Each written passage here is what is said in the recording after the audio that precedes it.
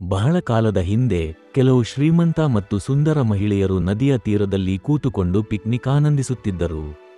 ಅವರು ತಿನ್ನುತ್ತಾ ನಕ್ಕುತ್ತಾ ವಿಶ್ರಾಂತಿಯಾಗಿದ್ದರು.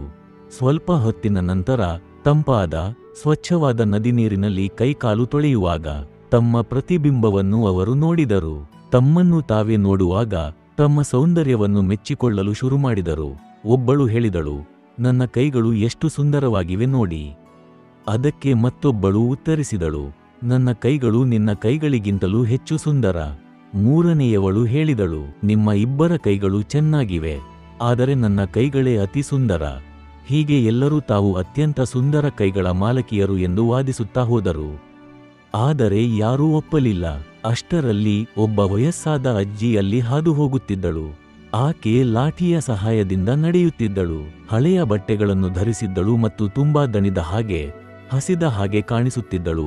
ಒಬ್ಬ ಶ್ರೀಮಂತ ಮಹಿಳೆ ಹೇಳಿದಳು, ನಾವೇನು ಆ ಅಜ್ಜಿಯನ್ನು ಕೇಳೋಣ. ಯಾರು ಸುಂದರ ಕೈಗಳ ಮಾಲಕಿ ಅಂತ ಅವಳು ಹೇಳಬಹುದು. ಉಳಿದವರು ಒಪ್ಪಿದರು. ಅವರು ಅಜ್ಜಿಯನ್ನು ಕರೆದುಕೊಂಡು ಬಂದು ತಮ್ಮ ಕೈಗಳನ್ನು ತೋರಿಸಿ ಕೇಳಿದರು, ಹೇಳಮ್ಮ, ನಮ್ಮಲ್ಲಿ ಯಾರ ಕೈಗಳು ಅತಿ ಸುಂದರ? ಅಜ್ಜಿ ದುರ್ಬಲವಾಗಿ ಹೇಳಿದಳು, ಮಗಳೇ, ನಾನು ತುಂಬಾ ಹಸಿದಿದ್ದೇನೆ, ದಾಹವಾಗಿಯೂ ಇದೆ. ತುಂಬಾ ದೂರ ನಡೆದುಕೊಂಡು ಬಂದಿದ್ದೇನೆ. ದಯವಿಟ್ಟು ಸ್ವಲ್ಪ ತಿನ್ನಲು ಕುಡಿಯಲು ಕೊಡಿ. ಆಗ ನಾನು ನಿಮ್ಮ ಪ್ರಶ್ನೆಗೆ ಸರಿಯಾಗಿ ಉತ್ತರಿಸಬಲ್ಲೆ. ಇದಕ್ಕೆ ಮಹಿಳೆಯರು ಮುಖ ಸಿಡಿಸಿದರು. ಒಬ್ಬಳು ಕೋಪದಿಂದ ಹೇಳಿದಳು, ನಿನ್ನನ್ನು ಊಟಕ್ಕೆ ಕರೆದಿಲ್ಲ. ಉತ್ತರ ಹೇಳು, ಇಲ್ಲದಿದ್ದರೆ ಹೋಗು ಅಂತ ಹೇಳಿ ಅವಳತ್ರ ತಿರುಗಿ ನೋಡದೆ ಹೋದರು. ಅದನ್ನು ಹತ್ತಿರದ ಹೊಲದಲ್ಲಿ ಕೆಲಸ ಮಾಡುತ್ತಿದ್ದ ಬಡ ಮಹಿಳೆ ನೋಡಿದ್ದಳು. ಅವಳು ತಕ್ಷಣ ಅಜ್ಜಿಯ ಬಳಿ ಬಂದು ಅವಳನ್ನು ತನ್ನ ಹೊಲಕ್ಕೆ ಕರೆದುಕೊಂಡು ಹೋದಳು. ಕುಳಿತುಕೊಳ್ಳಲು ಸಹಾಯ ಮಾಡಿ ತನ್ನ ಊಟದ ಡಬ್ಬಿಯಿಂದ ಅರ್ಧವನ್ನು ಕೊಟ್ಟು ನೀರು ಕೊಟ್ಟಳು. ಊಟ ಮಾಡಿದ ನಂತರ ಅವಳ ಕೈಕಾಲು ತೊಳೆಯಿಸಿ ತನ್ನ ಬಟ್ಟೆಯಿಂದ ಒರೆಸಿದಳು. ನಂತರ ಅವಳನ್ನು ಮರದ ನೆರಳಿನಲ್ಲಿ ವಿಶ್ರಾಂತಿಯಾಗಲು ಹೇಳಿದಳು. ಆ ಮೂವರು ಶ್ರೀಮಂತ ಮಹಿಳೆಯರು ಇದನ್ನೆಲ್ಲ ದೂರದಿಂದ ನೋಡುತ್ತಿದ್ದರು.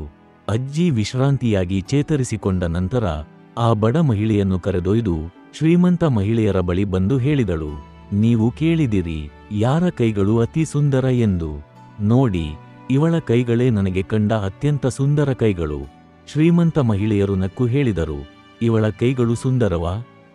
ಇವು ನೋಡು, ಎಷ್ಟು ಗಟ್ಟಿ ಮತ್ತು ಕಪ್ಪಾಗಿವೆ. ಇವುಗಳಲ್ಲಿ ಸೌಂದರ್ಯ ಎಲ್ಲಿ?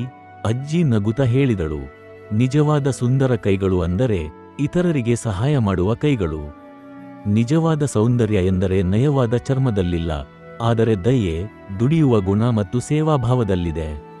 ಈ ಕೈಗಳು ಕಠಿಣವಾಗಿರಬಹುದು, ಆದರೆ ಇವುಗಳಲ್ಲಿ ಪ್ರೀತಿ, ಕರುಣೆ ಮತ್ತು ಮಾನವೀಯತೆ ತುಂಬಿದೆ. ಆದ್ದರಿಂದ ನನಗೆ ಇವುಗಳೇ ಅತಿ ಸುಂದರ ಕೈಗಳು. ಸ್ನೇಹಿತರೆ, ನಮ್ಮ ಜೀವನದಲ್ಲಿ ನಾವು ಬಹಳ ಬಾರಿ ಒಬ್ಬರ ಸೌಂದರ್ಯವನ್ನು ಅವರ ಮುಖ, ಮೈಬಣ್ಣ, ದೇಹ ಅಥವಾ ಬಟ್ಟೆಗಳ ಆಧಾರದಲ್ಲಿ ಎಳೆಯುತ್ತೇವೆ. ಆದರೆ ನಿಜವಾದ ಸೌಂದರ್ಯ ಅಂದರೆ ಮುಖದಲ್ಲಿ ಅಲ್ಲ, ದೇಹದಲ್ಲಿ ಅಲ್ಲ, ಅವರ ಕೃತ್ಯಗಳಲ್ಲಿ, ಸ್ವಭಾವದಲ್ಲಿ ಮತ್ತು ಅವರು ಪಾಲಿಸುವ ಮೌಲ್ಯಗಳಲ್ಲಿ ಇದೆ. ಯಾರಾದರೂ ಹೊರಗೆ ನೋಡಲು ತುಂಬಾ ಸುಂದರವಾಗಿರಬಹುದು, ಆದರೆ ಅವರೊಳಗೆ ಅಹಂಕಾರ, ಸ್ವಾರ್ಥ ಅಥವಾ ಕ್ರೂರತೆ ಇರಬಹುದು. ಮತ್ತೊಬ್ಬರು ಬಹುಶಃ ಹೊರಗೆ ಅಷ್ಟಾಗಿ ಕಾಣದೇ ಇರಬಹುದು, ಆದರೆ ಅವರ ಹೃದಯದಲ್ಲಿ ಪ್ರೀತಿ, ಶುದ್ಧತೆ ಮತ್ತು ಸಹಾಯಮನೆಯ ಗುಣ ತುಂಬಿರಬಹುದು. ನೀವು ಕೇವಲ ರೂಪದ ಮೇಲೆ ಆಧರಿಸಿ ಯಾರನ್ನೂ ತೀರ್ಮಾನಿಸಬೇಡಿ. ನಿಜವಾದ ಸೌಂದರ್ಯ ಕಣ್ಣಿನಿಂದ ಕಾಣುವುದಿಲ್ಲ, ಅದನ್ನು ಕೃತ್ಯಗಳ ಮೂಲಕ ಮಾತ್ರ ಅನುಭವಿಸಬಹುದು. ದುಃಖಕರ ಸಂಗತಿ ಏನೆಂದರೆ, ಇಂದಿನ ಜಗತ್ತಿನಲ್ಲಿ ನಾವು ಜನರನ್ನು ಅವರ ರೂಪದಿಂದ ತೀರ್ಮಾನಿಸುತ್ತೇವೆ. ಒಬ್ಬರ ನಿಜವಾದ ವ್ಯಕ್ತಿತ್ವವನ್ನು ಅರಿಯಲು ಅವರ ಜೊತೆ ಸಮಯ ಕಳೆಯಬೇಕು, ಅವರ ವರ್ತನೆ, ಅವರ ಇತರರೊಂದಿಗೆ ನಡೆದುಕೊಳ್ಳುವ ರೀತಿಯನ್ನು ಗಮನಿಸಬೇಕು. ಅಲ್ಲಿ ನಿಜವಾದ ಸೌಂದರ್ಯ ಹೊರಬರುತ್ತದೆ. ಬಾಹ್ಯ ಸೌಂದರ್ಯ ತಾತ್ಕಾಲಿಕ, ಅದು ವಯಸ್ಸಿನೊಂದಿಗೆ ಮಾಯವಾಗುತ್ತದೆ.